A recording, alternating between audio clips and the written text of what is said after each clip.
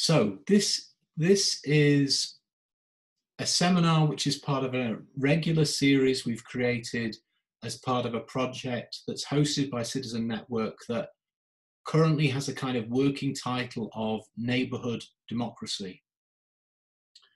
And the project has really emerged out of all the experiences we've had of how many people are willing to become good neighbours, who want their communities to flourish, but many of us finding that the structures we need and the habits we need to grow community are not as developed as they should be. And so we're trying to develop this project to explore how we can push the boundaries of neighbourhood democracy. And so in the UK, some of us who are on this call have been meeting together to think about that. And I'm going to show 2 or 3 slides from the project from a UK perspective. But just last week, I was so pleased to hear that my friends from Spain have been doing some brilliant work already. And I just thought it was a fantastic opportunity to give them a platform.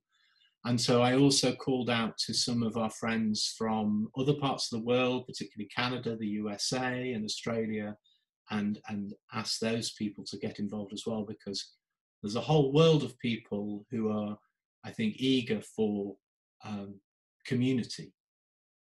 So forgive me just for, so I'm going to just give you a little bit of the context. This is a little bit from a United Kingdom perspective, but I think also fairly general.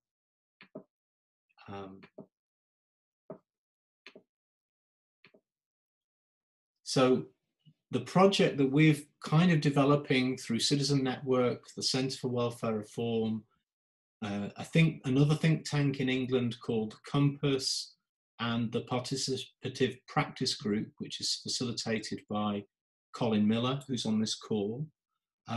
This is the project that we've started called Neighbourhood Democracy. And what we entitled it was Building a Social Movement for Genuine Community Power. And the hypothesis is that neighbourhood, the kind of small communities where people can know each other reasonably well, is a critical element for social change that we've really not paid attention to. So I think what we found is that the COVID-19 crisis revealed that citizens can self-organise at a neighbourhood level, and they can achieve things that can never be achieved from the top down, from bigger systems nationally or even from local government. Many citizens have a desire to build on this and to build a more robust framework for neighbourhood action in the future. The communities that already had these systems, places of leadership and places of community, seem to also react fastest and best to the COVID crisis. It was easiest to get things done when there was some normal structure for neighbourhood life. We have some allies in local government, people in local government who've been trying to work differently with neighbourhoods. But we also have a struggle sometimes, and again, this is a very UK perspective, but we have a struggle with central government, which doesn't seem to think about local communities at all. What do we mean by neighbourhood democracy? So for us, neighbourhood democracy is based on the idea that a good society needs citizens and communities and a rich, complex, self-organising civil society. And that neighbourhoods are a particular important kind of community because they focus on the place where people live together. And so the image that we have at the moment that we're working with is that, in a way, neighbourhoods are like the topsoil of a deeper democracy. They're the neighbourhoods are the things that we go and join. It's where our citizenship comes alive as we, as it were, leave our front door. And for us, democracy And this is a word that can be misunderstood because our ideas about democracy are often tied to party politics and big political systems that don't always seem to work very well. But for us, democracy means people power. So it means people making decisions together and acting on those decisions. So neighbourhood democracy means that neighbourhoods exist, they're identifiable places, and in those places, citizens can come together to make decisions and act for their neighbourhoods. So we think it's a kind of essential framework for meaningful citizenship, and one that opens the door to meaningful democratic involvement to everyone. So it's not politics as usual. And in fact, it looks very much like party politics in the normal sense is almost doesn't work at a neighbourhood level. It's bad for neighbourhoods. It's not about electing people. Elections might have a role, but it's not the most important thing. Very important for today, it's not about a standard process. We've been very bad at all of this stuff for a long time. So the most important thing is to learn, is to practice, is to try things out. It's not something that can be pushed down upon us from the centre, but nor is it anti-government. It's not that we can do away with all the important things that exist at a deeper level. So the image that we've been using is to talk about a deeper democracy, with neighbourhood democracy being the topsoil, but also recognising the place of civil society, community services, public services, local government, economic arrangements, and constitutional reform. So again, this is probably a bit United Kingdom specific, but again, I suspect that most of you can see some relevance to your place. And on the right-hand side, you can see different examples at different levels of innovations or practices that may be good examples of what can happen at these different levels.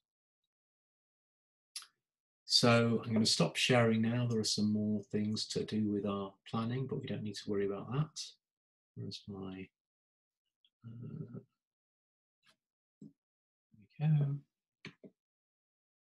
Okay. I hope that's all right. So so before I introduce Frank, I'll just say to those people who have been part of some of the neighbourhood democracy discussions, remember that the next week at the same time will be the planning meeting. Some of you are involved in that, but we're always interested in other people who want to help us develop this as a model of practice. And we're certainly going to be working with our friends from Spain to explore how we can build a global movement for this.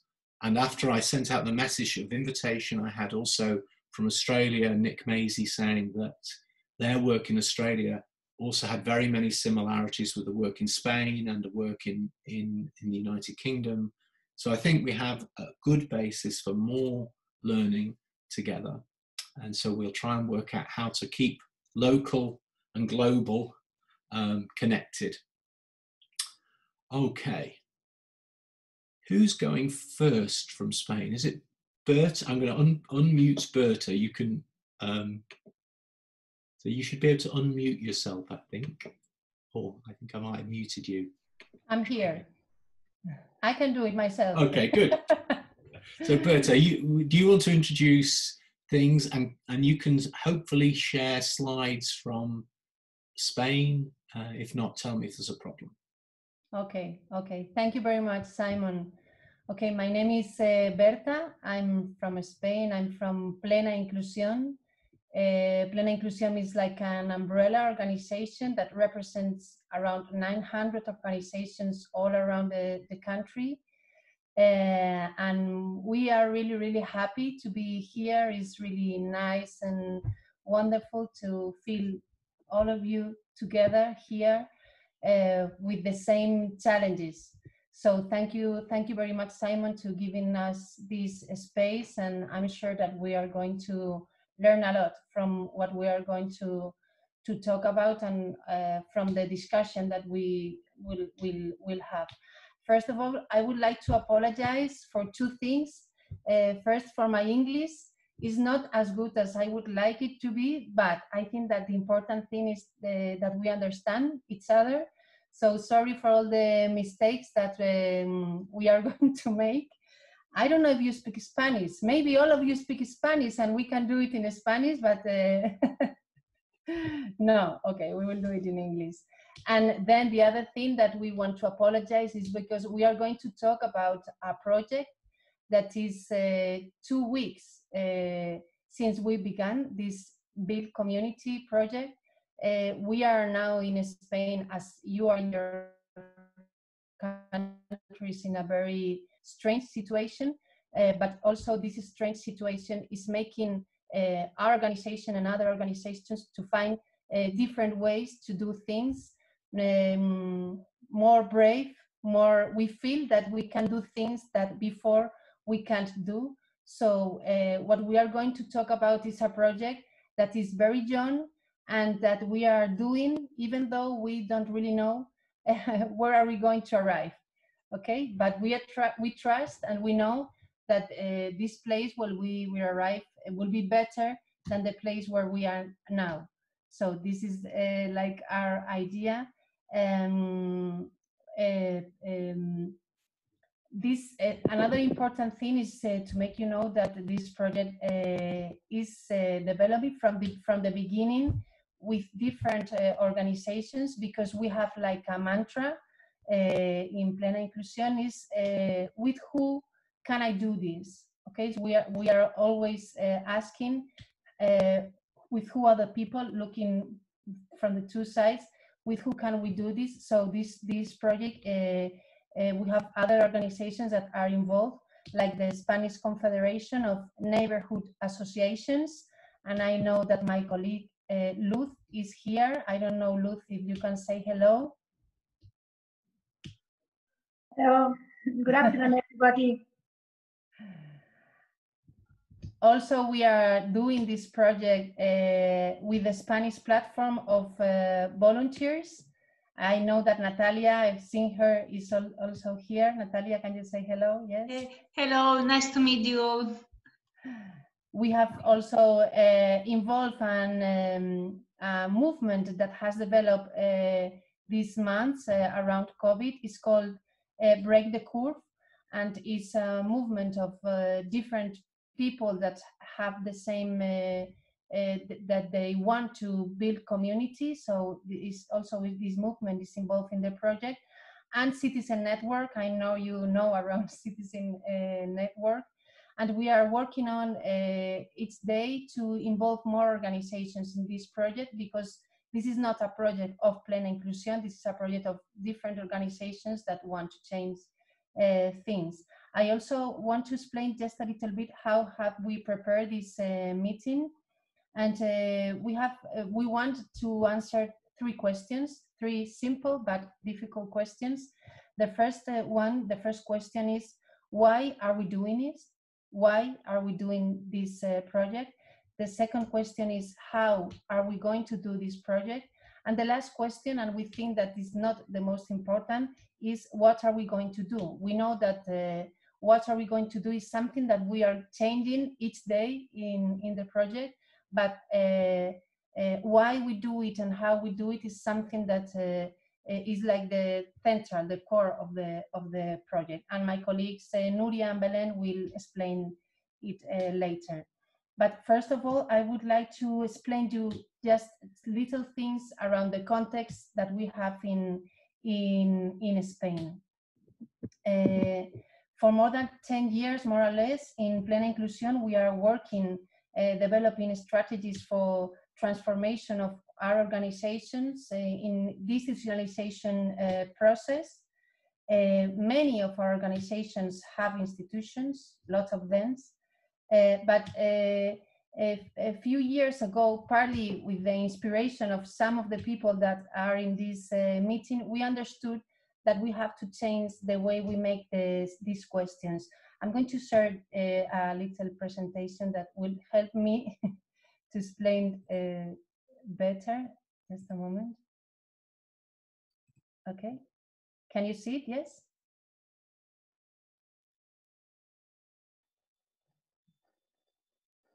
No. Okay.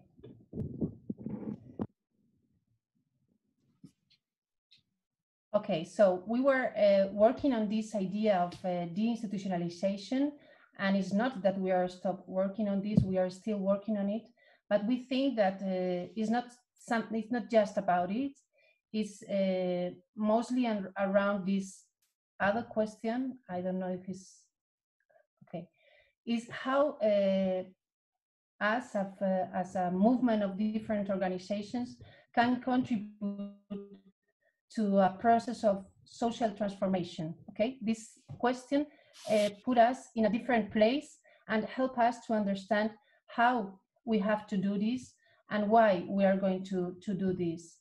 The truth is that good things are happening in Spain. Not everything is bad. We can share some of the things that in this last year had happened that are very, very important and good. For example, the legal reform of the right to vote. This has been an important change in our law in Spain and a big opportunity for a lot of people. Or for example, how Housing First movement, I'm sure you know about them, have developed the houses in the community for a lot of people. These are important things that are happening in our country, and also good things are happening around COVID. One of them, for example, is how the interesting movement of neighborhoods supporting themselves in a lot of places all around the country. A lot of people have organized themselves and have developed different projects around how to support their neighbors. And also our government have approved a minimum living income that have lots of things that we like and also lots of things that we don't like, but we think that is a good step, that is something good for our country. But the truth is also that we must also say that there is still an important gap between what we say, what we think, what we want, and what happens in the life of each people. And we have to recognize that this gap has been especially strong in the impact that COVID has had in the life of people that need more support or people who are in situation of greater exclusion. In Spain, mostly the impact of COVID has been very, very big in people that live in institutions, not just people with intellectual disability. Other people, older people that live in institutions, they have a big impact. So we know that this is something very important. Just a few things around what is the system of national system of support in Spain. It's based on the idea of dependency. People have no control of the money that the government give for the support. They don't have any control around the supports they receive because the money is managed by the service providers. So it depends on what service provider you are. You will have a good life, or you will have a life where you can't decide around mostly anything. In Spain, the system, we have like two ways to explain the system, and I'm sure that is very similar as something that you had in your countries before, or maybe you have now. It's like a box system. It's a very rigid system where people is like classified, labeled, and they are like assigned a type of services where they have to live or they have to be during the day.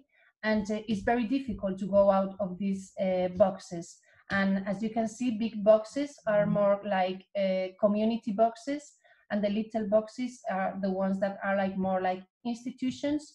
And things that are happening is that people who need more supports are like putting in these little boxes.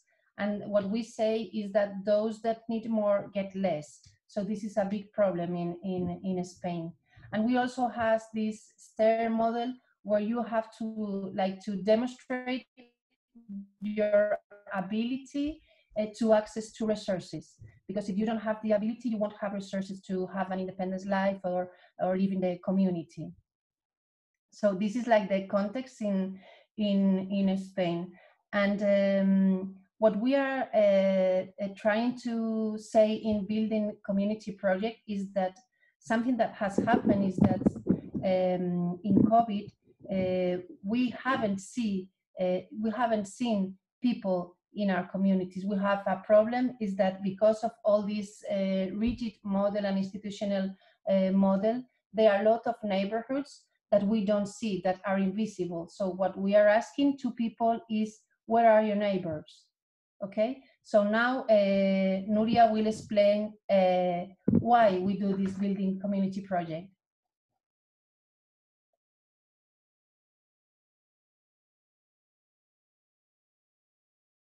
No se te escucha, Nuria. Sorry, now? Yeah. Thank you very much. I'm Simon to be a part of this invitation, and I'm Nori Ambrose, and I'm collaborating for 2 years now, approximately, with Plena Inclusión. So it's a big pleasure to be with them. No? So let's go and I explain a little why we are doing now this project. And oops, sorry, just a second now. And we can start explaining that communities are not friendly places the most of the time. No, we can be agree of that, and do not represent the entire population. So as Berta said, we wonder who is missing there.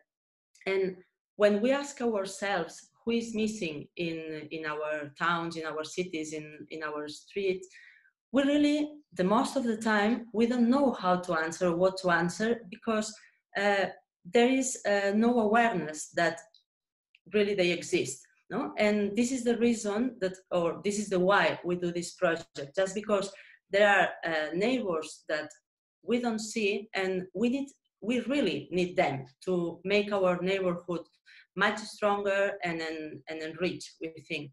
So if you can change the slide, Berta, thank you.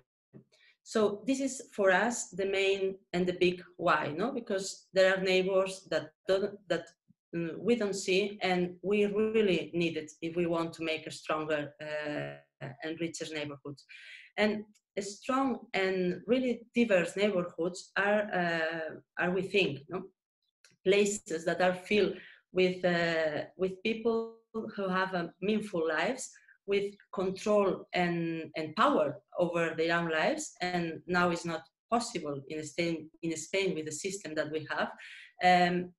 We need people with freedom of choice, of people who feel respected and loved, of people who have opportunities really to real opportunities to contribute, and they have really the feeling of belonging, that they belong to that place.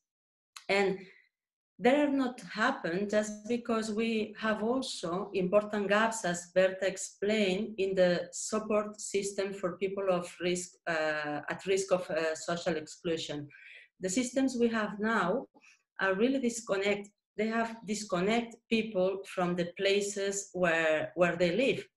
And for this reason, we continue to, or we need, no, to innovate and to have courage. And because all of us, we deeply believe that another reality is possible in our towns, in our cities, in our streets, and we are going to create these neighborhoods for everybody, no? Because we think that our society is now about to hit a wall, so the things cannot stay in the same moment as before. So we have two scenarios ahead: or we go back to the past and returning to the really healthcare models, more medical models, or we really jump, we think, to the future, and that the future is what's happening now. We think because in 2 weeks have happened a lot of things. So I think that we need to jump to this future and opening opportunities in the neighborhoods. So this is what we think, no? That we are here to build this community in to the neighbors, to the from neighbors to the neighborhoods, no? To make these spaces stronger and richer. And Belén now will explain. Sorry. And here in this slide, we can see how we have been working until now. A little bit the difference between the support circles that we continue, and we think that it's very important not to support people in their life project, but how is changing the scenario with Mario, for example. No, Mario is a person who needs support in his life project, but Mario is a neighbor from Granada neighborhood who participates in equal power for a common purpose to help improve his neighborhood. This is the main change, and this is what we try to work also. No? And now Belén will explain how we are doing this project. Yeah, thank you.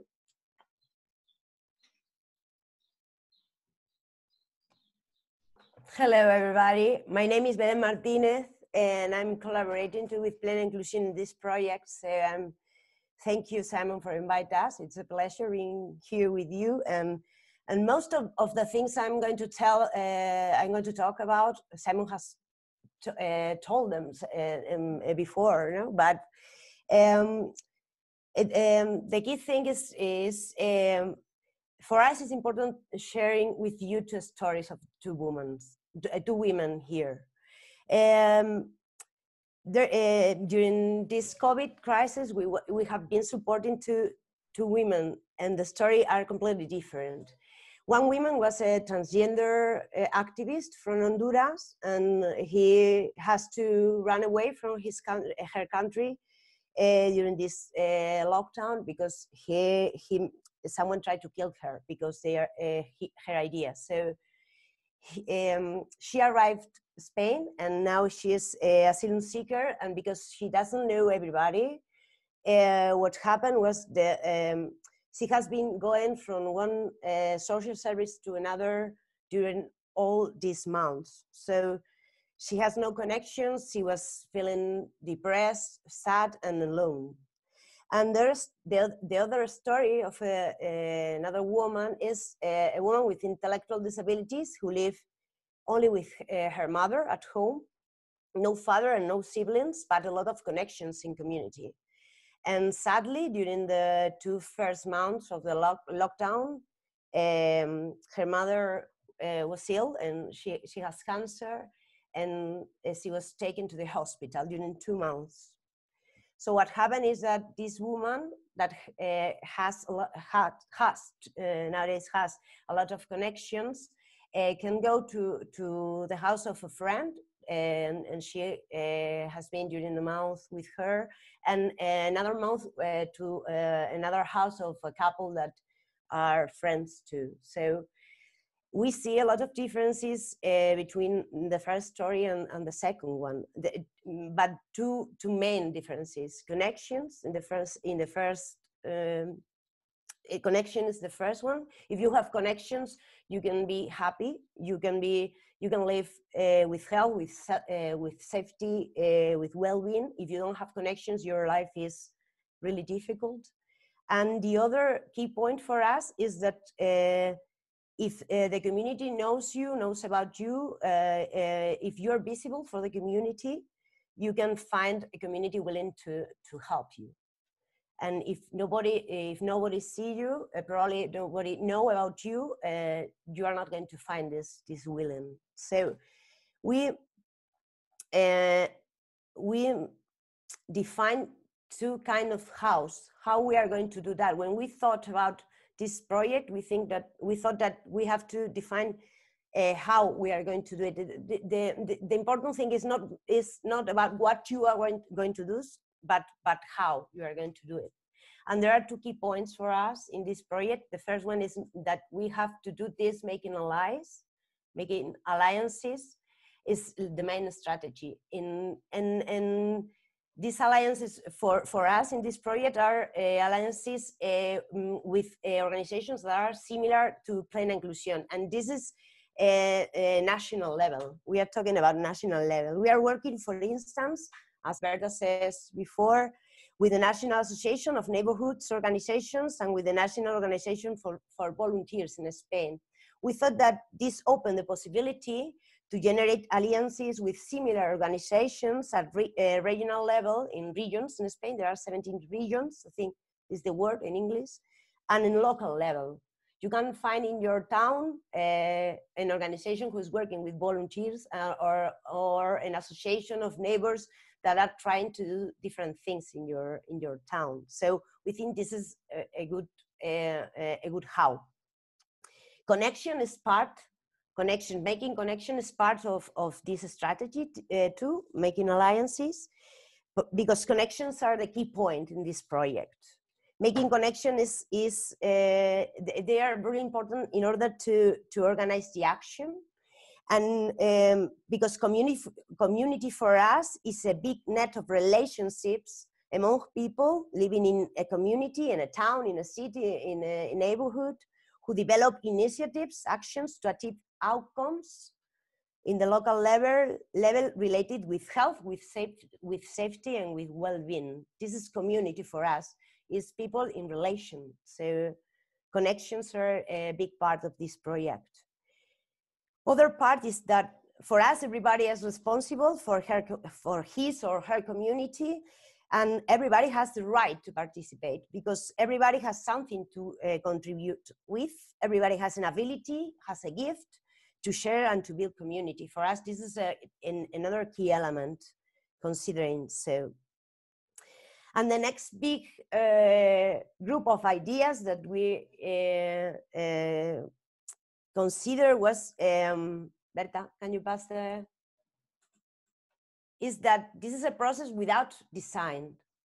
We didn't want to tell everybody that what you have to do is this step, you have to this model, this is the correct thing, this is the kind of actions you have to develop in your neighborhood. This is not the idea. We thought that we want to go from a model based in control, based in something predictable, based in standards that is really similar to our service and how our services are organized, to a model of confidence, a model of trust.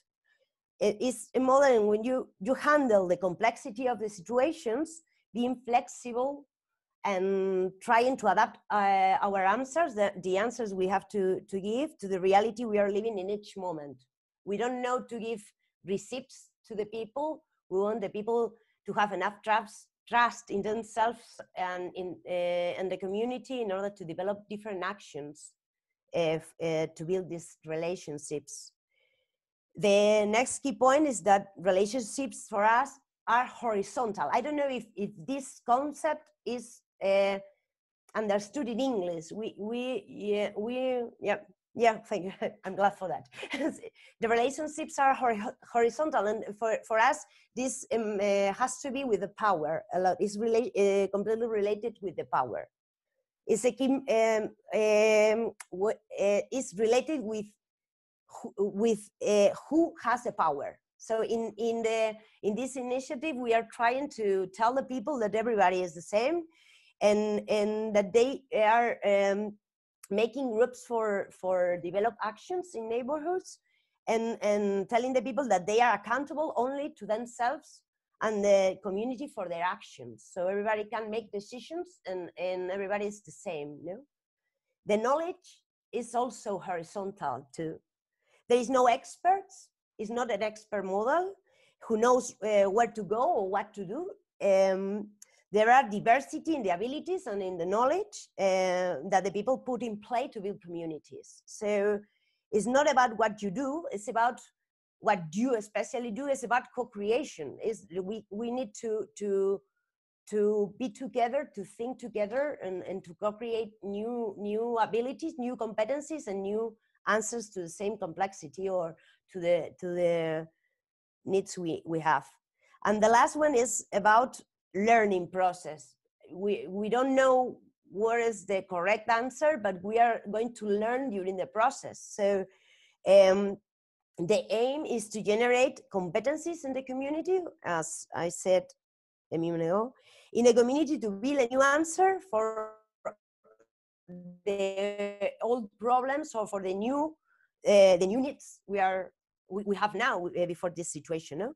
So we use prototypes which needs to be escalated than before. So this is for us the why and how we are planning to do that, and this is the key points. Not what we are doing. That is going to explain the concrete actions and how we are thinking about that. But for us, it's really important to share with you the hows and the why, because maybe in September we are developing another kind of projects with other actions, but with the same why and the same hows. I don't know if I think it's finished. I think I have finished. Yeah. Thank you, Belén. Okay, so now what? What are we doing? The best way to explain you what are we doing is show you our web. I don't know if you're seeing it now. I think, yes? No? Can you see it? Yes, now.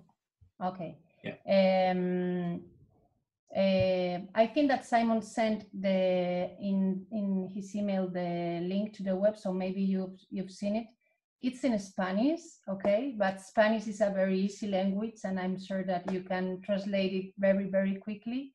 So the big answer is related with the why, and now Nuria explained it. Where are your neighbors? No? We are asking neighbors, people from our communities, what are your neighbors?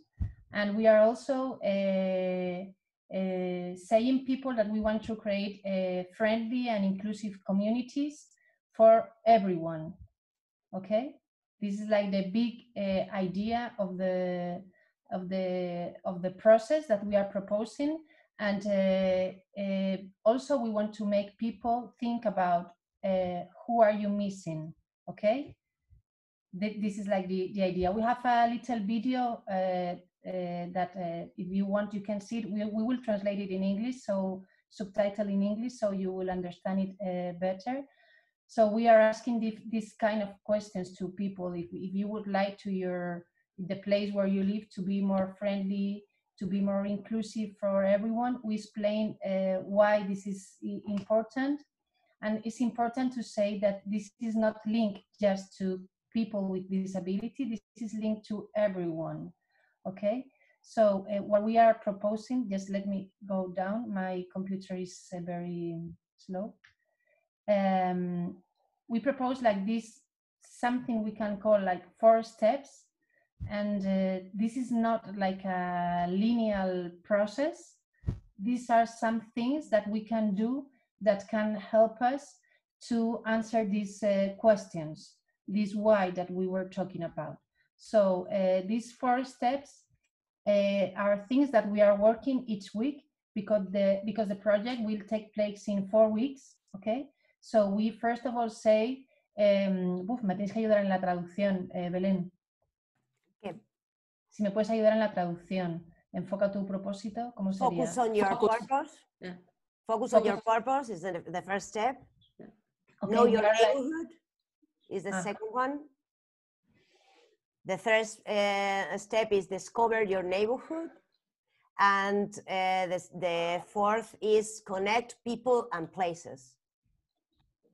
Okay, so this is our proposal, but this could be different, okay? And in each step, what we have is a team, okay?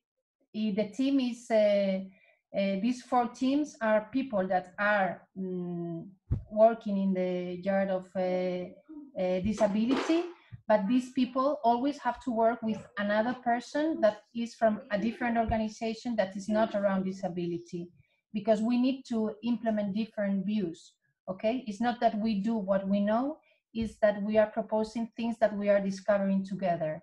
So what we are asking these 4 teams is to develop tools, okay? We want to have tools that can help people that is participating in these 4 weeks to discover things. So each team that is working on this, each step is developing tools, okay? So what we have is this online, sorry, my computer is very slow. These online meetings every Tuesday in the afternoon. We met with different, all the people that is participating in the project, and we talk about one of the steps that we have the last week, the first one, and tomorrow we have the second one, okay? You are invited to participate in these meetings where we just help people to be inspired. Then, and in these meetings, we explain the tools. Then we ask people in the next days to put in practice the tools. We say then go to the street and put in practice the tools, okay? And then we ask them to share what things that are happening, and the way we are sharing it is in Telegram and WhatsApp groups. So we have 2 groups, and people is sharing their experience in this way that is very normal and usual for everyone. And then we put here all the information. You can see here more information from the first step, and we will put all the information of the next steps. And maybe the more important thing is the way you can be involved in this project. It's around a map. I hope you can see the map now. Sorry, my internet is not good, I think. Ay, mierda. Un segundo, Leo. A ver, chicas, no sé si alguna la podéis compartir. Yo lo pongo, Berta, yo lo pongo. Que me va lentísimo. Yo lo pongo. Sorry.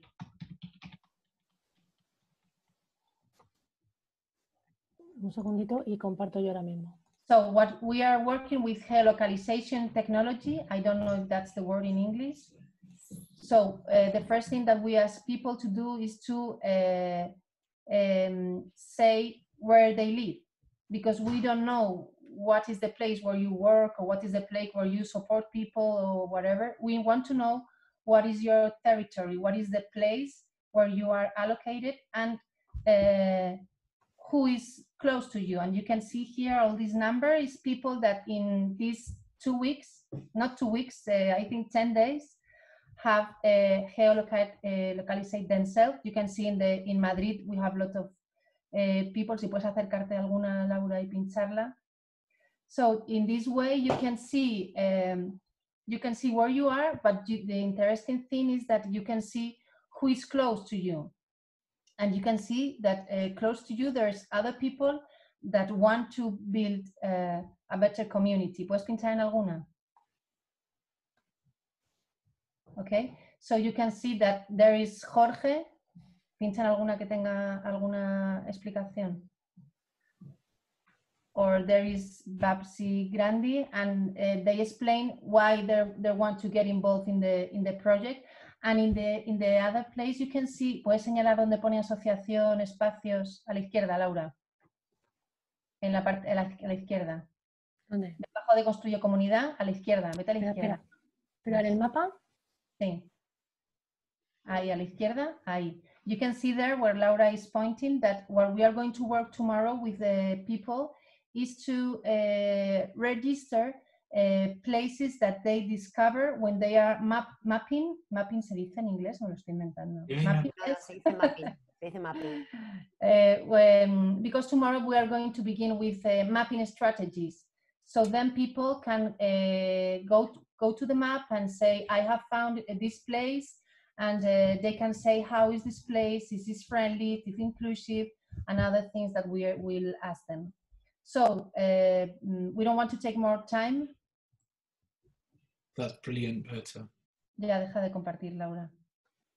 Okay, thank you so much. I hope, I can't believe other people on this call don't feel like what I feel, which is that this is a really exciting initiative, really, really deep thinking, and full of possibilities. And immediately I want, as somebody who loves maps, I want to work out how we can have an English version and a French version and a Norwegian version, and how they can all interlink as well. So, but anyway, that's for another day. So we try to finish these calls on after an hour. So we've just got less than 15 minutes. So I think that in this time, maybe the most useful thing, we've had all these ideas shared, is if people want to maybe ask a question or make a suggestion or just some observation, really. So I'm just looking for, I'm probably hand waving at this stage is probably the best thing to go for. Does anybody have a thought or a question or just wanting clarification?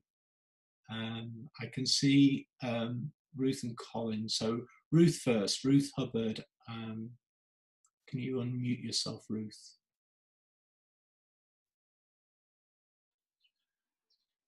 Hello. Hola, de Granada.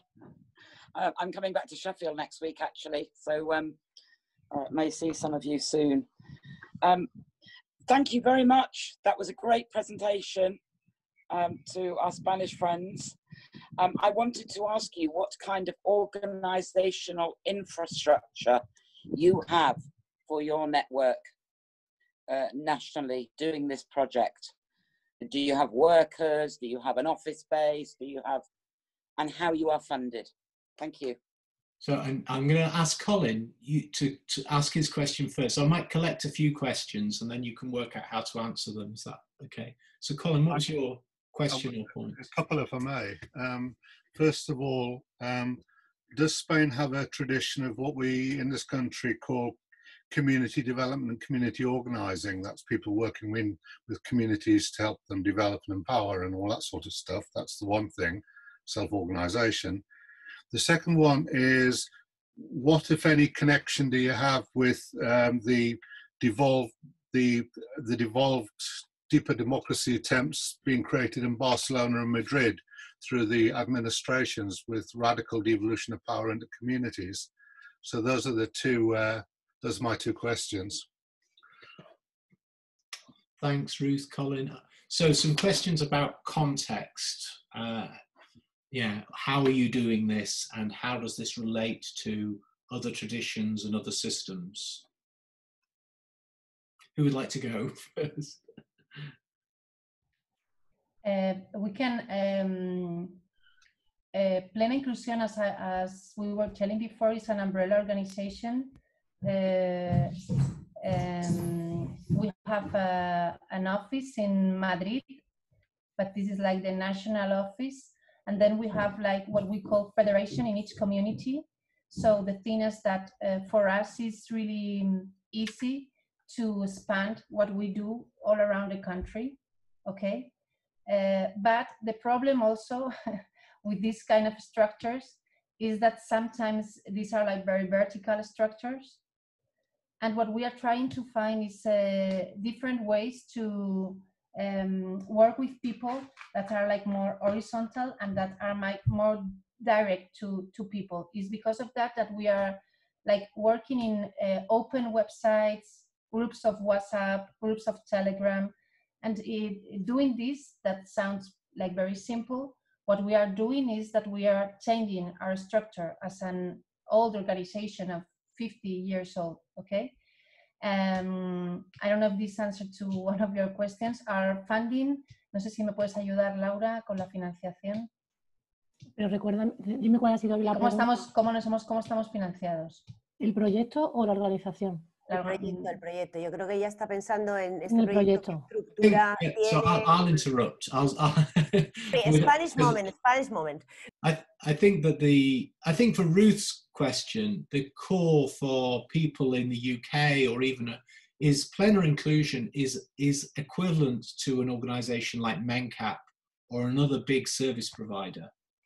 And what is one of the exciting things about this is an organisation focused on service delivery through traditional means is turning itself in an experimental way upside down to explore what it might be.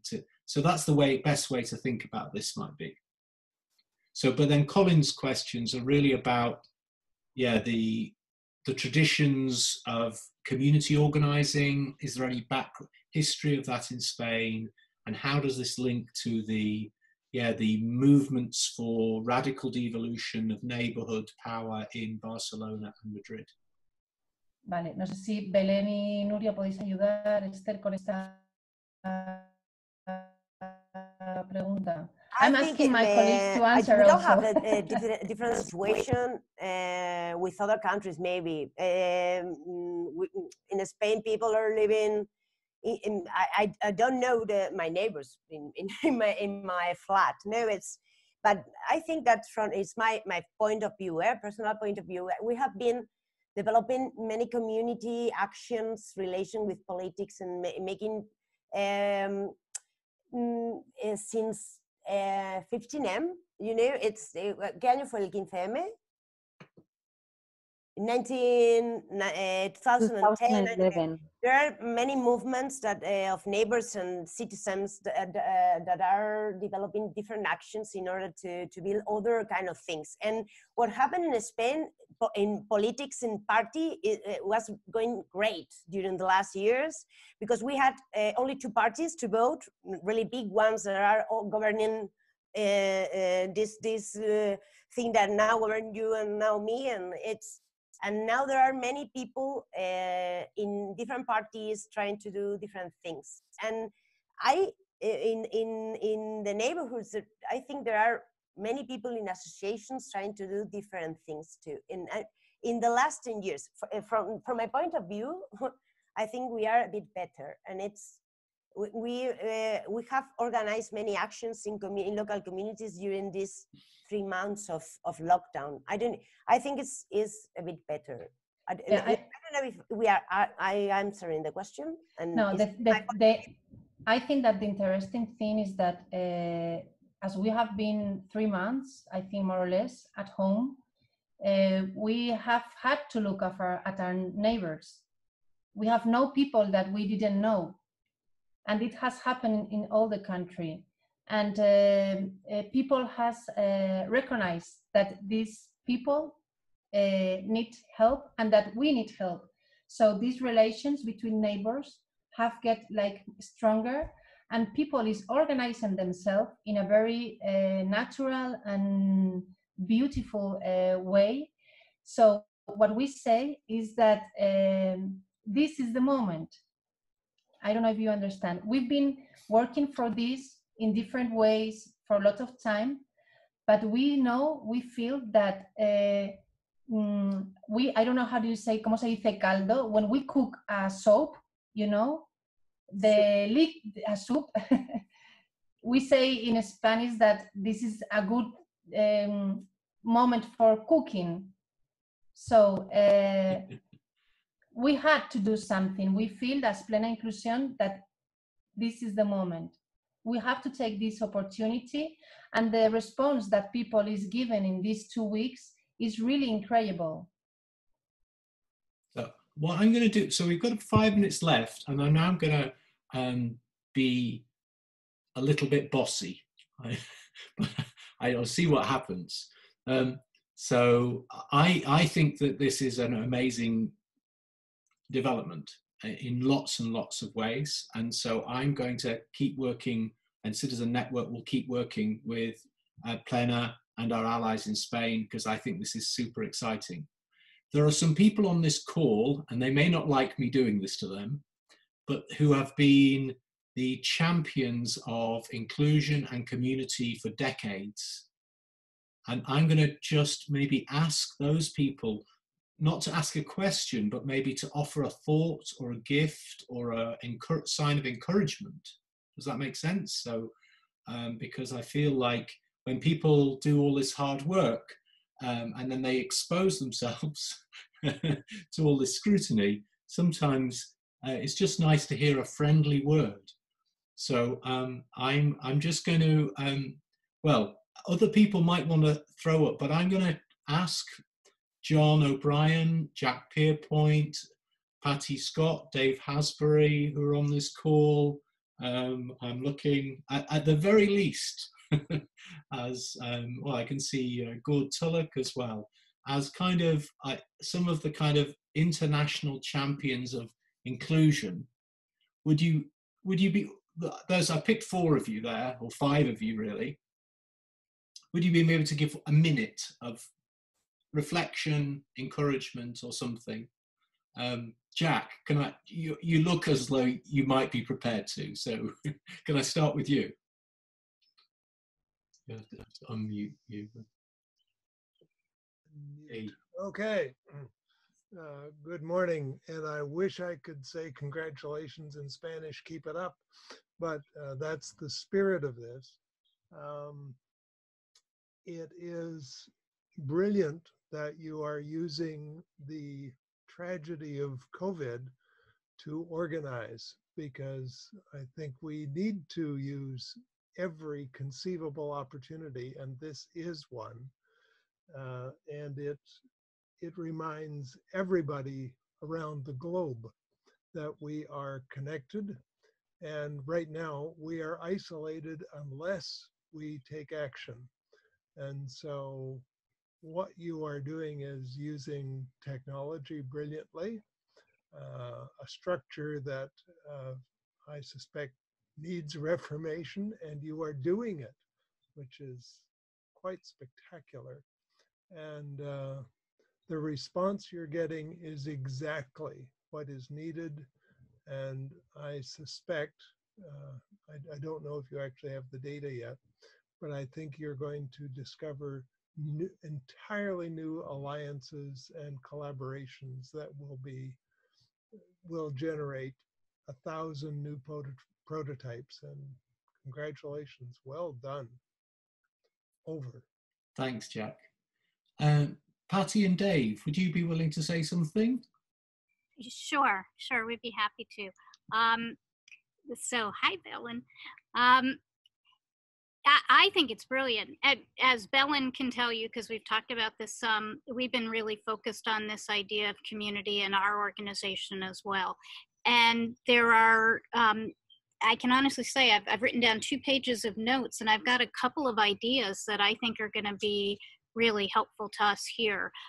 In particular, one of them is that whole idea of looking at alliances with other organizations that maybe are a little more global in our state, but share the mission. And I'm excited about that. And there's a couple of others as well.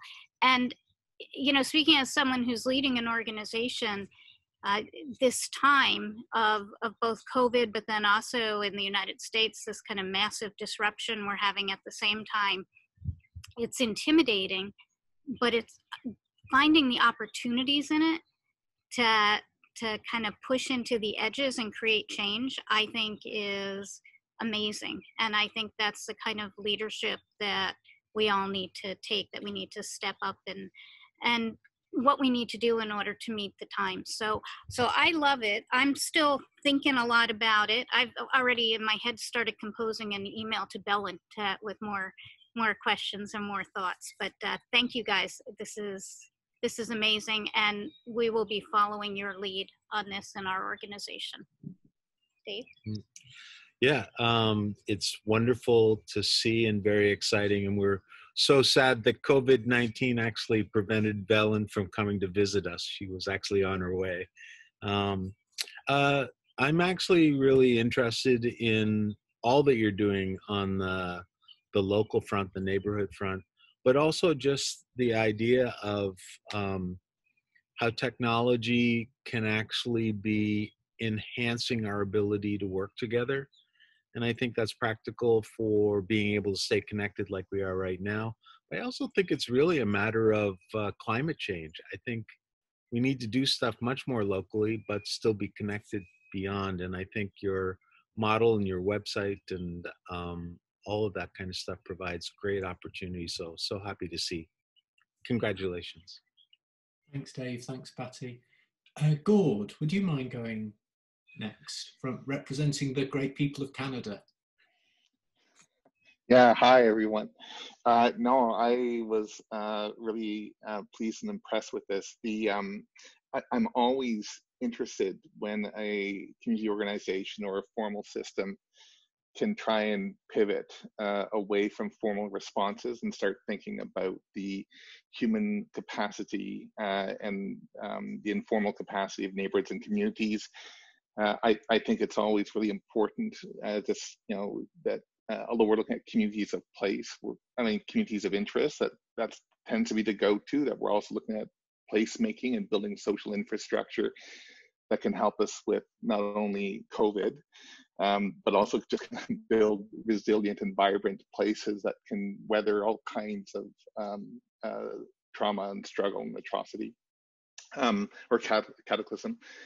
I mean, what I'd love to do is follow up with you, because as you make these sorts of pivots, you know, introduce a new constellation of questions like, you know, what happens when you lose control as a system and you start getting in the messiness of neighborhood and community life? What happens to, you know, what kind of role and aptitude you need for that when you're moving away from the helper kind of support model to a community organizer, mobilizer, kind of catalyst position? What happens to risk for an institution that deals with it in one way and now must think about it in new ways? So this, I think you're on the beginning of an extraordinary journey that we'd like to pay attention to. Thanks, Gord. And John O'Brien, would you like to share a thought or something? I am really excited about your change process, and in particular, the centrality of trust. The hows that you've got and the why are both based on a level of trust in all people that I think is missing in lots and lots of efforts. So I'm delighted by your willingness to trust. Thanks. Okay, thanks. Right, so it's 4 minutes over, and I found that fascinating. I hope others did. Those of you in the kind of management team, if we can call it that, remember that in a week's time, we're meeting again at the same time. In 2 weeks' time, Sam, who's on the call, and Kate from Norwich will be talking about local government thinking about neighbourhoods in a different way and what their strategy is. All of the people, if you are coming from that international community and you're interested as well in staying in touch with this, I haven't really figured out all of my mailing list things here, but please send me an email to say if you want to get involved in anything. We'll be communicating as much as possible, all of this stuff out through Citizen Network anyway, sharing the webinars on Citizen Network and trying to get more efficient and organized in growing the movement for these kind of changes. So yeah, big thank you to everyone. Big thank you to everyone from Spain, and congratulations on what is, you know, very, very exciting initiative. So bye everyone, and see you all soon, I hope. Bye.